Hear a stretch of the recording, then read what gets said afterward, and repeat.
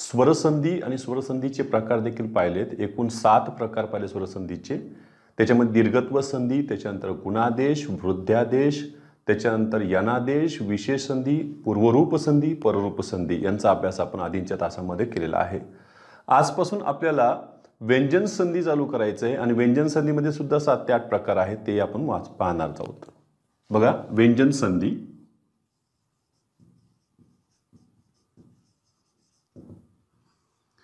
स्वरसंधीची जेव्हा आपण व्याख्या पाहिली तेव्हा 2 स्वरांपासून नवीन स्वर तयार होतो. तिथं व्यंजन संधीमध्ये बघा, व्यंजनापुढे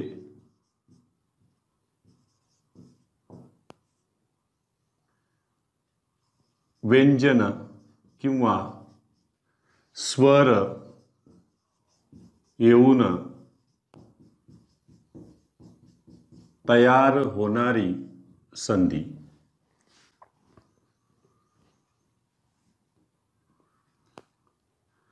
व्यंजनापुढे व्यंजन किंवा स्वर येऊन तयार होणारी संधी. त्यामध्ये सर्वात पहिली पाहायची आपल्याला ती म्हणजे प्रथम व्यंजन संधी.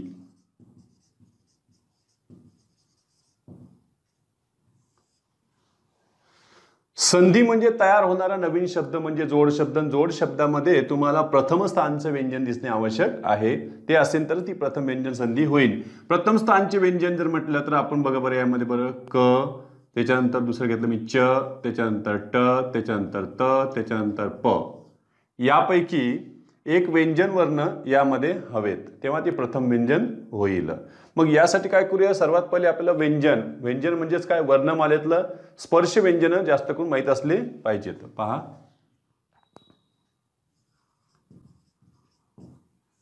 व्यंजने, त्यातले सगळ्यात पहिले बघा बरं स्पर्श व्यंजने.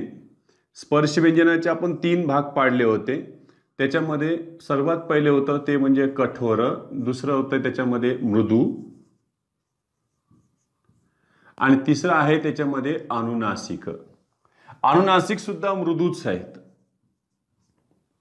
कठोरामध्ये 2 स्थान आहेत, प्रथम द्वितीय. त्याच्यानंतर मृदूमध्ये 2 स्थान आहेत, तृतीय, चतुर्थ, आणि अनुनासिक हे पंचम स्थानावर, शेवटच्या स्थानावर आहे. हे आलं प्रथम स्थान, हे द्वितीय स्थान, तृतीय स्थान, चतुर्थ स्थान, पंचम स्थान.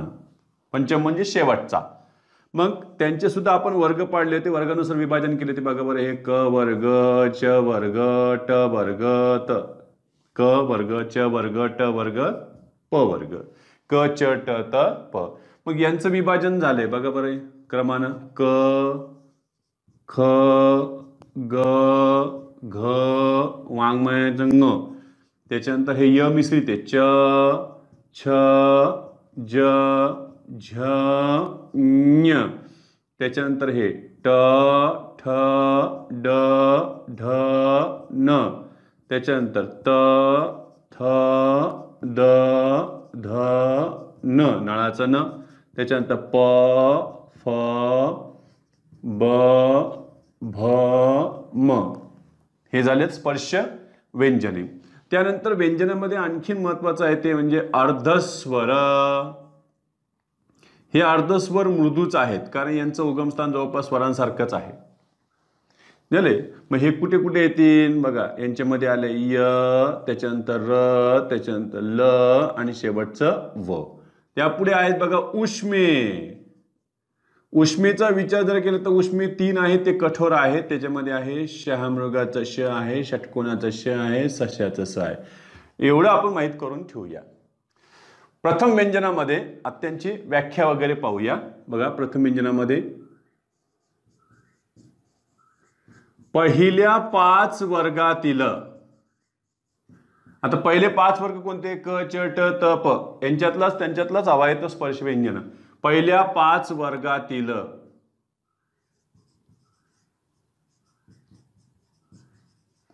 अनुनासिक व्यंजन सोडून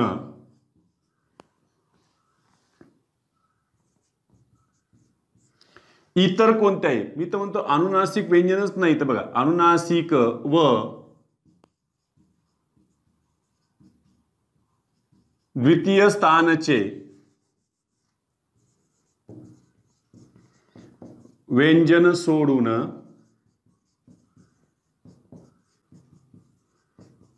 इतर कोणत्याही व्यंजनापुढे कोणतेही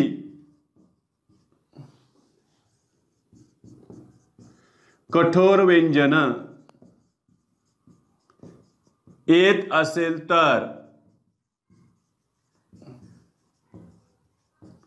पहिल्या व्यंजनाचे रूपांतर त्याच्याच वर्गातील प्रथम स्थानाच्या व्यंजनात करावे. म्हणजे बघा व्याख्येमध्ये पहिल्या 5 वर्गातील, पुस्तकामध्ये फक्त अनुनासिक व्यंजनच दिलेलं आहे, कारण मला याचं सुद्धा उदाहरण कुठं सापडले म्हणून मी याला याच्यामध्ये घेऊन टाकले. बघा पहिल्या 5 वर्गातील अनुनासिक व्यंजन व द्वितीय स्थानचे व्यंजन सोडून, म्हणजेच काय, यांना सोडायचंय, हे आलेले याच्यात परत व्यंजन सोडून इतर कोणत्याही व्यंजनापुढे म्हणजेच काय, पहिल्या 5 वर्गातील उरलेले कोण कोण आहेत, मग द्वितीय गेले, पंचम गेले, आता याच्यातून प्रथम राहिलंय, तृतीय राहिलंय, चतुर्थ राहिलंय. म्हणजे प्रथम किंवा तृतीय चतुर्थ यांच्या पुढे इतर कोणतेही कठोर व्यंजन, म्हणजे कठोर व्यंजनामध्ये कोण आले, हे सुद्धा आलेले कठोर व्यंजनामध्ये, परत कोण आलेले याच्यामध्ये उष्मे मधले सुद्धा कठोर व्यंजनामध्ये आले, श श स यांचा देखील उपयोग होईल. त्याला फक्त रूपांतर करताना एवढं लक्षात ठेवायचं की पहिला जो असणार आहे, सुरुवातीचा जो व्यंजन असणार आहे, पहिला व्यंजन हा काय आवश्यक आहे, त्यांचा स्पर्श व्यंजन असणं आवश्यक आहे. मग कठोर व्यंजन येत असेल तर पहिल्या व्यंजनाचे, म्हणजे पहिल्या स्थानी येणारा हा प्रथम स्थानचा आसन किंवा तृतीय स्थानचा आसन किंवा चतुर्थ स्थानचा आसन, त्याचं रूपांतर कशात करायचं आहे, त्याच्याच वर्गातील प्रथम स्थानाच्या व्यंजनात करावे. हे नियम आहे. आपण त्याच्यामध्ये पहिले नियम पाहून घेऊ परत एकदा उदाहरणासाठी. पोट शब्द 1, पोट शब्द 2 यापासून तयार झाला नवीन शब्द ज्याला आपण संधी म्हणतो. पहिला जो पोट शब्द आहे त्या पहिल्या पोट शब्दाचा शेवटचा वर्ण, यांचं म्हणणं आहे व्यंजन वर्ण हवा येतो. शेवटचा वर्ण व्यंजन वर्ण. त्याच्यानंतर यांच्याकडे पहिला वर्ण कोण हवा आहे, मग पहिलं अक्षर येईन त्याच्यामध्ये आणि त्याच्यात राहीन बघा कठोर व्यंजन, आणि त्या कठोर व्यंजनात स्वर मिसळलेले असेल म्हणजे हे व्यंजनाक्षर आलेले आहेत. इथं व्यंजन वर्ण आवश्यक आहे, इथं कठोर व्यंजन आणि त्याच्यामध्ये स्वर मिसळून ते अक्षर तयार होणे आवश्यक आहे. मग इथं व्यंजन वर्ण म्हणजे व्यंजन वर्ण इथं आलाय, तो कोणत्या स्थानचा असू शकतो, तर तो प्रथम स्थानचा असू शकतो, त्यांचं म्हणणं आहे, तो तृतीय स्थानचा असू शकतो किंवा तो चतुर्थ स्थानचा असू शकतो. त्याच्यामध्ये अनुनासिक नसावा, द्वितीय स्थानचा नसावा, आणि यांच्या पुढे यांनी दिलेलेच कोण असलं पाहिजे, कठोर व्यंजन. मग कठोर व्यंजन तो स्पर्श असो किंवा पुढचा येणारा उष्मे असो, ह्यापैकी कोणी एक जण आला तरी चालेल. त्यावेळेला काय करायचं, यांचं रूपांतर इकडं नवीन शब्दामध्ये प्रथम स्थानच्या व्यंजनात होईन. म्हणजे बघा प्रथम स्थानचा एरवी पण इथं कठोरच असणार आहे, एवढं लक्षात ठेवायचं झालं. आणि समोर सुद्धा कोण येणार होता, कठोरच येणार होता. म्हणजे इथं काय झालं, कठोराच्या पुढे कठोर आले. तयार झालेली जी संधी आहे ती म्हणजे कोणती आहे, प्रथम व्यंजन संधी. यामध्ये आपण उदाहरण पाहूया. सगळ्यात पहिले बघा, वाघ अधिक ताडन हा शब्द आहे. वाघ अधिक ताडणे. बघा इथं ग कोणत्या स्थानावर आहे, सर तृतीय स्थानावर आहे. आणि यांच्या पुढे कोण आलेलं आहे, हे कठोर व्यंजन वर्ण आलेले आहेत. मग कठोर व्यंजन असेल तर ग चे रूपांतर त्याच्याच वर्गातील कशात होईल, प्रथम स्थानच्या व्यंजनात होईल. म्हणजे तयार झालेला हा शब्द झाला वाक्ताडन. वाक्ताडन म्हणजे शाब्दिक चोप. दुसरा घेतला यांच्यामध्ये बघा, षड अधिक शास्त्र. बघा इथं ड कोणत्या स्थानावर आहे, तर तृतीय स्थानावर आहे. तृतीय स्थान त्याच्या पुढे कोण आलेला आहे, हा कठोर व्यंजन वर्ण आलेला आहे. त्याच्यानंतर ड चे रूपांतर त्याच्याच वर्गातील कशात होईल, ड चे रूपांतर ट मध्ये होईल.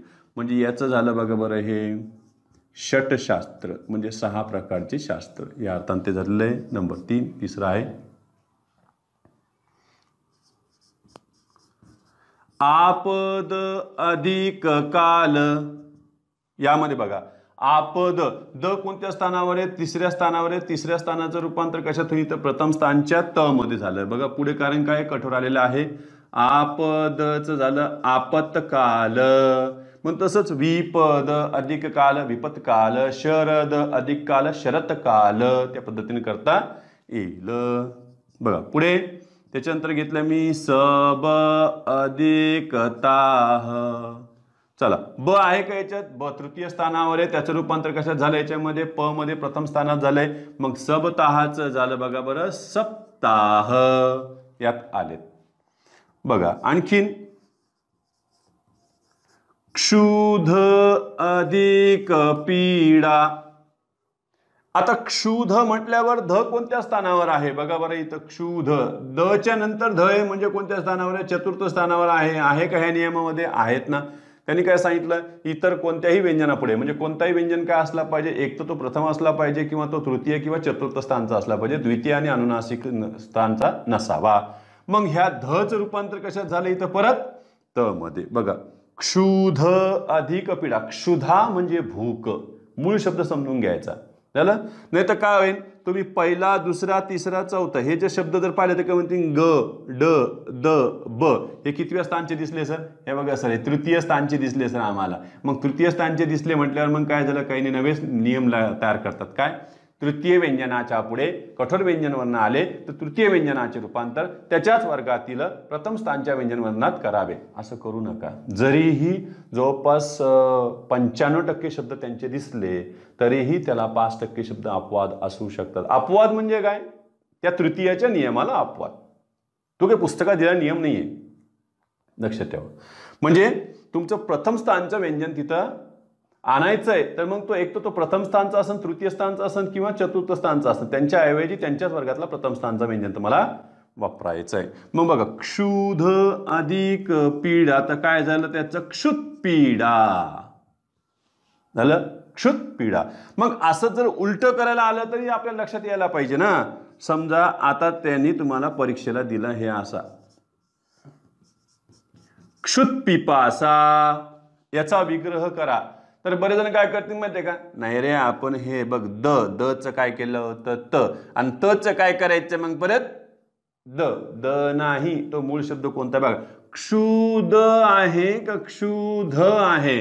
तर तो क्षुध आहे. क्षुध अधिक पिपासा असा तो शब्द आहे. ध आलेला आहे तेवढं लक्षात ठेवायचं. ठीक आहे. बघा आणखीन शब्द घेऊया आपण याच्यामध्ये. हा शब्द बघा दिक अधिक पाल. काही वेळेस परीक्षेमध्ये दिग अधिक पाल आणि एका परीक्षेत दिक अधिक पाल हे दोन्ही पद्धतीने ते बरोबर आहे. दिक दिग.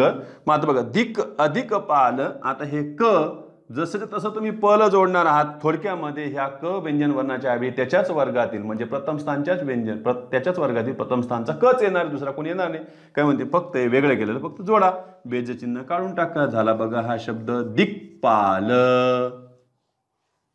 मग परत विग्रहासाठी सुद्धा हे उलटे येऊ शकतात.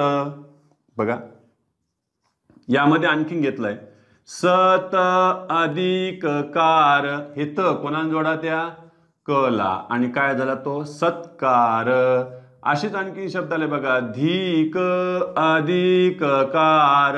तयार झाला तो धिक्कार. शेवटी प्रथम स्थानचा व्यंजन काही म्हणते इथं कायम राहिला असं म्हणण्याच्या ऐवजी ह्या क च्या ऐवजी परत त्याच्याच वर्गातला क आला. धिक्कार. आणखीन 10 नंबरचा बघा सरित अधिक पती.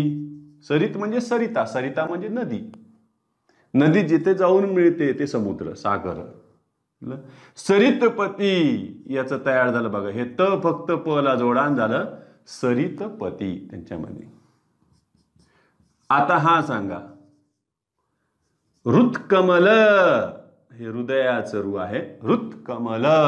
तर हृत त त त त त त त त त त विग्रहात काय? त च काय झालंय इथं द. कारण हा शब्द झाला बघा रुद अधिक कमल. तसाच एक शब्द आणखीन बघा रुत पटल. मग काय होईल? याचं परत रुद अधिक पटल. तर एवढे स्क्रीनशॉट काढून घ्या. दुसरी जी संधी आहे व्यंजन संधीमध्ये तृतीय व्यंजन संधी. आता काही ना प्रश्न पडला असेल तर प्रथम व्यंजन संधी मग द्वितीय व्यंजन संधी यायला पाहिजे होती ना. अहो पण द्वितीय व्यंजन संधी माझ्या वाचण्यात आले नाही, व्याकरणात मला ती आढळली सुद्धा नाही. त्यामुळे ही तृतीय व्यंजन संधी आहे. कारण हे काही माझ्या घरचं नाही आहे, मी कले द्वितीय तृतीय चतुर्थ अशी नाही. याच्यामध्ये काय प्रथम व्यंजन संधी आहे, तृतीय व्यंजन संधी आहे, अनुनासिक व्यंजन संधी आहे. त्याच्यानंतर त ची विशेष संधी आहे, छ ची विशेष संधी आहे, म ची विशेष संधी आहे. संपला कार्यक्रम व्यंजन संधीचा. म्हणजे मग तृतीय व्यंजन संधी आहे म्हणजे आता तृतीय स्थानचं व्यंजन दिसणं आवश्यक आहे. म्हणजे क ख ग बघा क वर्गातलं ग, क ख ग, च छ ज, ट ठ ड त सॉरी ट ठ ड, त्याच्यानंतर त थ द, त्याच्यानंतर प फ ब. हे तृतीय स्थानचे व्यंजन दिसणे आवश्यक आहे. ते पण कोणत्या तयार होणाऱ्या नवीन शब्दात म्हणजे जोड शब्दात. त्याच वेळेला आपण तृतीय व्यंजन संधी लक्षात ठेवायचं. नाव हे विग्रहाकडून पडत नसतं कधी पण. तर तयार झालेल्या नवीन संधीमध्ये कोणता व्यंजन वर्ण दिसला त्याचा क्रम कोणता आहे, प्रथम आहे का तृतीय आहे का पंचम स्थानचा अनुनासिक आहे, त्यावरून त्यांचं नाव ठरत असते. मग आता यांच्यामध्ये सुद्धा यांची व्याख्या करावी लागेल. बघा काय तृतीय व्यंजन संधीमध्ये परत पहिल्या 5 वर्गातील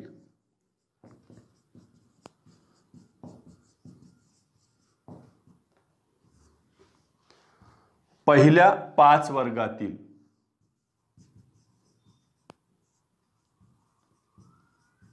द्वितीय स्थानच्या व्यंजनास सोडून म्हणजे याला सोडून द्वितीय स्थानच्या व्यंजनास सोडून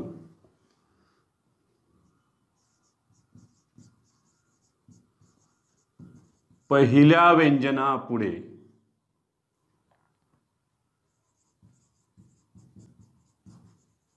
अनुनासिक व्यंजन सोडून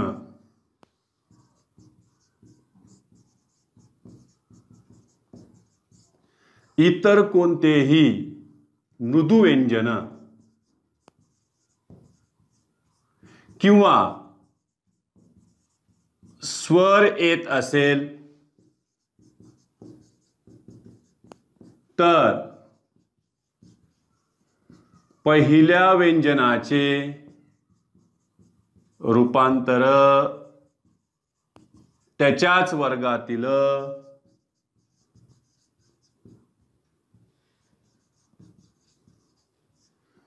तृतीय स्थानच्या व्यंजनात करावे.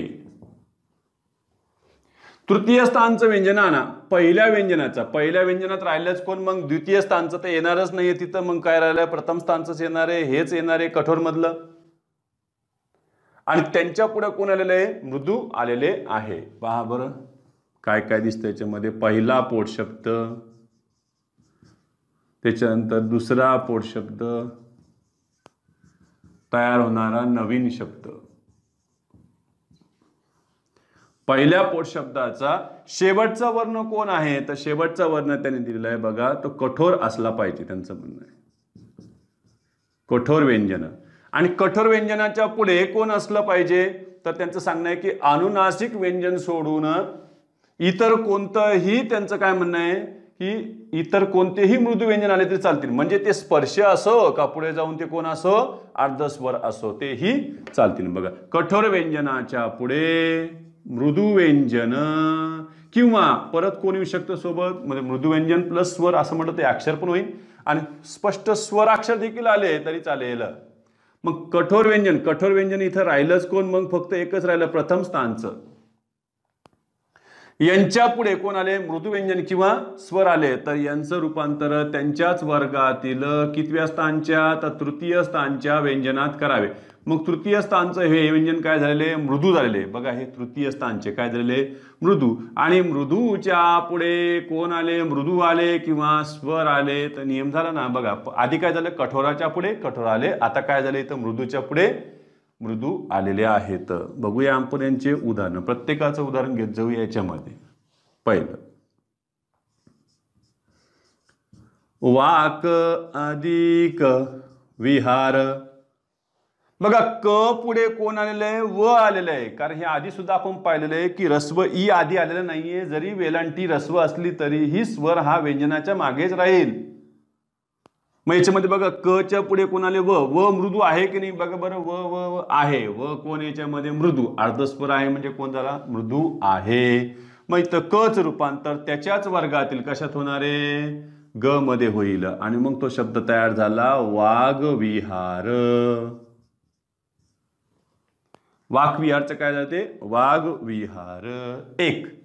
दुसरं घेतलं आम्ही बघा बरं, अच अधिक आदी.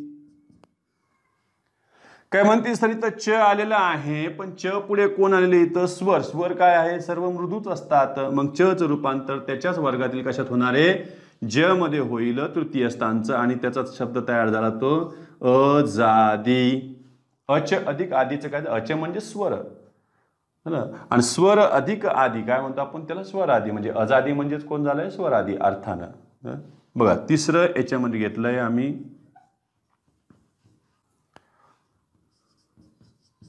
षट अधिक रिपू. रिपू म्हणजे शत्रू. षट म्हणजे सहा, सहा प्रकारचे शत्रू. मग षट ट पुढे र आले, र कोणी बघा बरं, अरे र परत कोण आले, तर अर्धस्वर आहे म्हणजे मृदू आहे म्हणजे ट चे रूपांतर त्याच्याच वर्गातील तृतीय स्थानच्या व्यंजनात होईल. मग ट च झालं बघा बरं ड. आणि तो शब्द तयार झाला षड्रिपू. ही झाली आडवी मांडणी जोडाक्षराची. आपण त्याला उभ्या मांडणीमध्ये सुद्धा लिहू शकतो. हे बघा षड्रिपू. चौथा शब्द पुढे घेऊया आपण बघा, सत अधिक भावना. तच्या पुढे कोण आलेलं आहे, भ. बघा बरं भ, प फ ब भ. भ कोण झालं याच्यामध्ये, चतुर्थांत म्हणजे कोण झालं इथं, मृदू. मृदू आहे बस झालं आम्हाला. त च रूपांतर, त च्या तिसरं कोण याच्यामध्ये, त थ द. द मध्ये करा सद भावना. काही ना उभ्या मांडणीत लिहायचं असेल तर हे भ द च्या पायथ्याशी लिहायचंय. म्हणजे या पद्धतीनं बघा बरं, हे असं सद्भावना या पद्धतीने होईल. 5व्या क्रमांकाचं बघा बरं इथं, अप अधिक ज. ज म्हणजे जन्मणारे. मग प, प च रूपांतर तिसऱ्या क्रमांकात प फ ब. ब मध्ये झालेला आहे आणि तो शब्द तयार झाला अब्ज. अब्ज म्हणजे काय झालं, पाण्यात जन्मणारे ते म्हणजे कमळ. अब्ज हे शब्द तयार झाले. आता यांचं परत काय करूया आपण, विग्रह करताना सुद्धा कोणते दोन पोट शब्द वेगळे होतात ते देखील आपण पाहूया. बघा त्यामध्ये घेतलंय दिगंतर. याचा विग्रह करा म्हटले तर करता यायला पाहिजे. मग याच्यामध्ये ग ग ग ग ग च काय होईल, आपल्याला विग्रहामध्ये करायचंय क प्रथम स्थानचं. मग झाला हा शब्द तयार बघा, दिक अधिक अंतर झाला दिगंतर. त्यानंतर घेतलाय बघा 7वा, हा शब्द वाचा वागरस. वागरस. मग याच्यामध्ये रस बाजूला काढलाय आपण, रस. आता काय राहिलं याच्यामध्ये वाघ. आणि वाघचं प्रथम स्थानचं काय झालंय, ग च काय झालंय प्रथम स्थानचं घेतलंय आम्ही वाक. वाक अधिक रस ते झालं वागरस. आणखीन आपण शब्द पाहू याच्यामध्ये,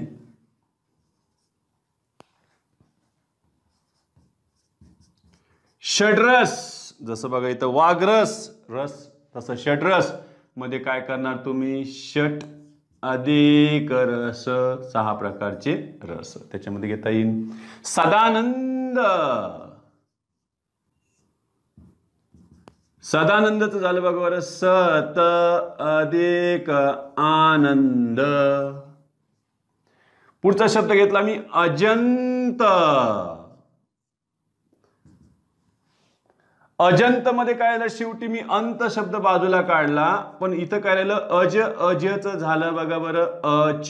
जसं बघा अच अधिक आदी अजादी, तसं अच अधिक अंत अजंत, म्हणजे ज्याला आपण व्यंजन म्हणतो. त्या नियमात ते बसतील. ठीक आहे, तर एवढं स्क्रीनशॉट काढून घ्या. तिसरी जी संधी आहे व्यंजन संधी, तिला अनुनासिक व्यंजन संधी म्हणतात. म्हणजे याचा अर्थ काय की तयार होणारा जो जोड शब्द असणार आहे त्याच्यामध्ये अनुनासिक व्यंजन उपस्थित असणार आहे. ते पाहूया आपण आता. अनुनासिक व्यंजन संधी बघा, परत पहिले 5 वर्ग आले. पहिल्या 5 वर्गातील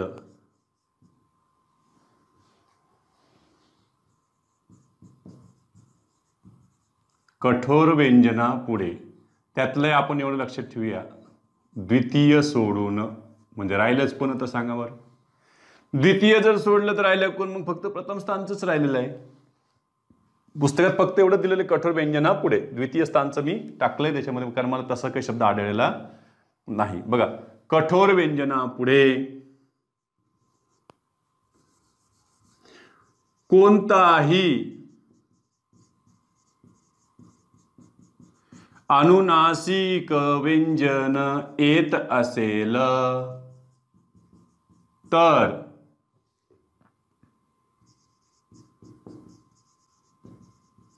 कठोर व्यंजनाचे रूपांतर त्याच्याच वर्गातील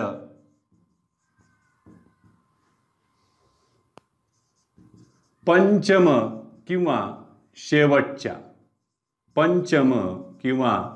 शेवटच्या स्थानच्या अनुनासिक व्यंजनात करावे. त्यांच्याच वर्गातला पाहिजे तो. फक्त एवढं लक्षात ठेवा, कठोराच्या पुढे कोण येणं आवश्यक आहे, अनुनासिक व्यंजन येणं आवश्यक आहे. म्हणजे इथं पहिल्या स्थानी अनुनासिक व्यंजन तर येणारच नाही आता. पोट शब्द त्यांच्यामध्ये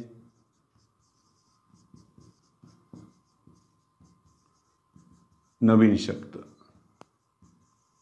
संधी.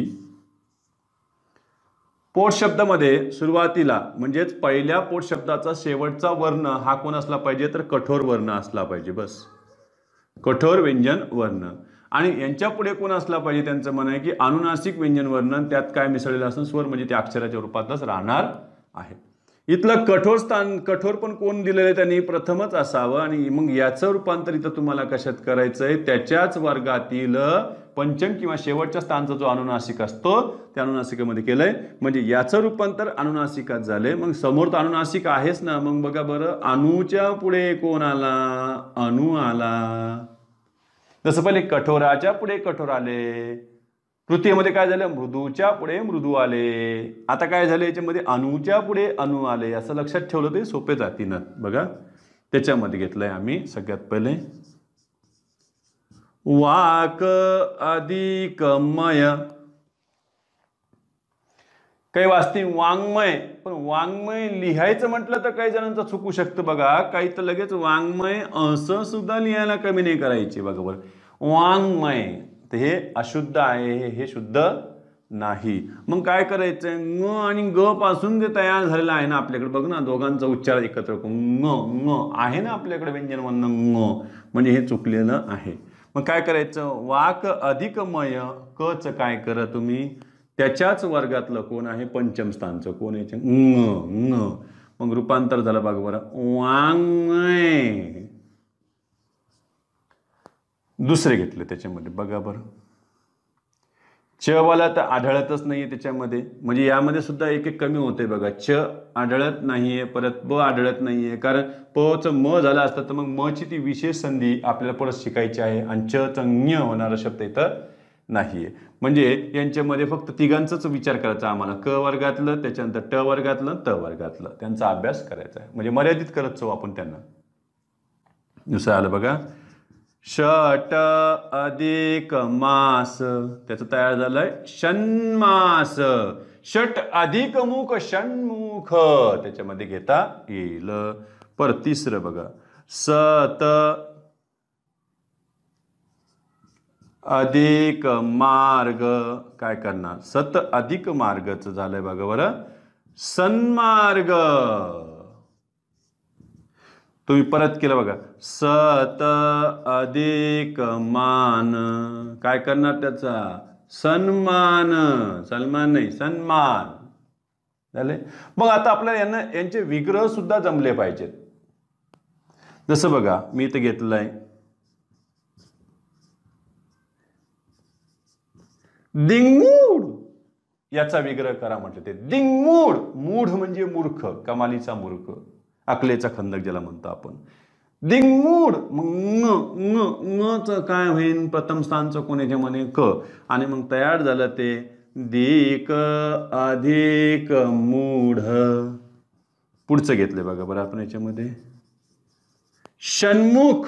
आता घेतलं आपण षट अधिक मास षण्मास, मग षण्मुखचं काय होईल त्याच्यामध्ये बघा बरं, षट अधिक मुख, 6 मुख असणारा कार्तिकेय, कार्तिक स्वामी, त्याच्यामध्ये टाकलेलं आहे 7. बघितलंय बघा बरं. उन्मादत. काय करणार आहे आपण उन्मादचं, ऊत अधिक माद. चिन्मय, चित अधिक मय, चिन्मय. तन्मय, त अधिक मय. पण इकडे काही अपवादाला एक शब्द आढळतोय बघा बरं. तो शब्द आहे असा मृण्मय. आता मृण्मय म्हटलं तर न च काय व्हायला पाहिजे होतं इथं बघा बरं, हे न च काय ट, तर तसं इथं झालेलं नाही. मग काय व्हायला पाहिजे होतं, मग द व्हायला पाहिजे होतं. काय झालं तर मग ते पण नाही झालं बघा बरं. मृण्मयचं झालं बघा बरं, मृद अधिक मय, हे पूर्णपणे अपवादाचे राहिले. म्हणजे इतर कोणत्याही व्यंजनाच्या पुढे काय आलं इथं मग. खरं पाहिलं तर कठोराच्या पुढे पाहिजे होते, पण इथं कठोर काय आलेलं नाहीये बघा. त थ द हे काय झालं, मृदूच्या पुढे काय आलेलं आहे, तृतीय स्थानच्या पुढं काय आलेलं आहे, अनुनासिक व्यंजन म्हणून आलं. तर द चं रूपांतर त्याच्याच वर्गातलं सुद्धा नाही आलं न, हे झालं मग. याचं कारण काय की इथं न आले असते, नळाचं न आलं असतं, पण याच्या आधी येणारं हे जे ऋषीचं रू आहे मूर्धन्य वर्ण, त्यामुळं ते काय झालेलं आहे तुमचं मूर्धन्य न झालेलं आहे. त्या पद्धतीने तर, कारण काही जणांनी याला असं सुद्धा लिहिणं हे मृण्मय झालं. मग आपण लगेच म्हटलं नाही आता काय करायचं, तुम्ही त घेऊ शकता. त पण नाही आलं, इथं काय आलेलं आहे द आलेला आहे. तर हा इथं अपवादातला शब्द आहे ह्या नियमाला पूर्णपणे. तर एवढं स्क्रीनशॉट काढून घ्या बघा. पहिला शब्द विग्रह काय होईल, क्षुतृष्णाचा. क्षुतृष्णा, याच्या आधी आपण 2 शब्द पाहिले बघा तिथं, क्षुतपीडा, क्षुतपीडा, क्षुध धनुष्याचं द, क्षुध अधिक पीडा. त्याच्यानंतर क्षुतपिपासा, क्षुध अधिक पिपासा. आता काय झालं, क्षुतृष्णा. काय झालं, अरे तच काय होईल मग तच रूपांतर. मग त दिसतंय म्हणजे हे कोणत्या स्थानचं आहे, हे प्रथम व्यंजन आहे. प्रथम व्यंजन संधी म्हणजेच काय की मग विग्रहामध्ये काय पाहिजे त्यांचं म्हणणं आहे, एक तर ते प्रथम स्थानचं हवंय, तर तृतीय स्थानचं हवंय, नाही तर चतुर्थ स्थानचं हवंय विग्रहामध्ये. मग चला, मग मूळ शब्द काय, हा क्षुध आहे का, तर नाही. मग हा कोण झालाय, क्षुध आहे. क्षुध अधिक तृष्णा हा शब्द तयार झाला त्याच्यामध्ये. एका 7वीच्या स्कॉलरशिपला हा शब्द विचारला होता, कक्कूप प्रांत. ककुप प्रांत, ककुप प्रांत. आता काय म्हणतील की सर परत अर्ध प दिसतंय, प दिसतंय, याचा अर्थ हे परत कोणत्या स्थानावर आहे, प्रथम व्यंजन संधीचं उदाहरण आहे. मग प्रथम व्यंजन संधीचं म्हणजे एक तर ते काय असलं पाहिजे, प्रथम स्थानचं विग्रहामध्ये पाहिजे, नाही तर तृतीय स्थानचं पाहिजे, नाही तर चतुर्थ स्थानचं पाहिजे. बघा बरं मग याच्यामध्ये कक्कूप ब आहे का भ आहे, तर हा शब्द बघा कक्कुभ अधिक प्रांत. म्हणजे बघा आपण असं पाठ करून चालू शकत नाही की प्रथमचं तृतीय होईल, तृतीयचा प्रथम होईल, तर गोंधळ होऊ शकतो. चतुर्थ स्थानचे सुद्धा आम्हाला महत्वाचे राहणारच आहे. तर बघा आणखी शब्द घेतलाय आपण, याचा विग्रह उन्माद. म्हणजे याच्यामध्ये हे न आहे, न हे म्हणजे हे कोण आहे, याच्यातलं अनुनासिक आहे. अनुनासिकचं रूपांतर आता तुम्ही प्रथम स्थानमध्ये करू शकता. चला, न च्या वर्गात न च प्रथम स्थानचं कोण याच्यामध्ये त आहे, आणि मग उन्मादचं झालं बघा उत अधिक माद.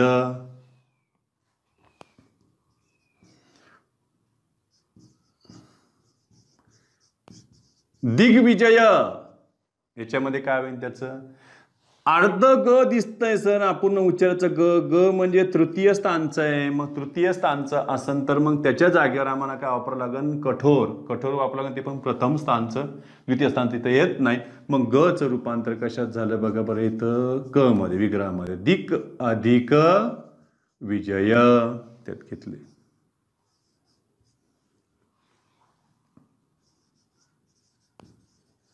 वाक्चातुर्य मग ते वाक्चातुर्यामध्ये तुम्ही क च क देखील ठेवू शकता जसंच तसं बघा बरं. वाक अधिक चातुर्य कारण काही ठिकाणी वाग अधिक चातुर्य हे देखील दिलेलं असतं. वाक चातुर्य त्याच्यानंतर बघा वाक्पती याचा देखील विग्रह करायचा असेल तर तुम्ही क च क तसंच ठेवू शकता बघा बरं. वाक अधिक पती विग्रहामध्ये तसेच राहिले. त्याच्यामध्ये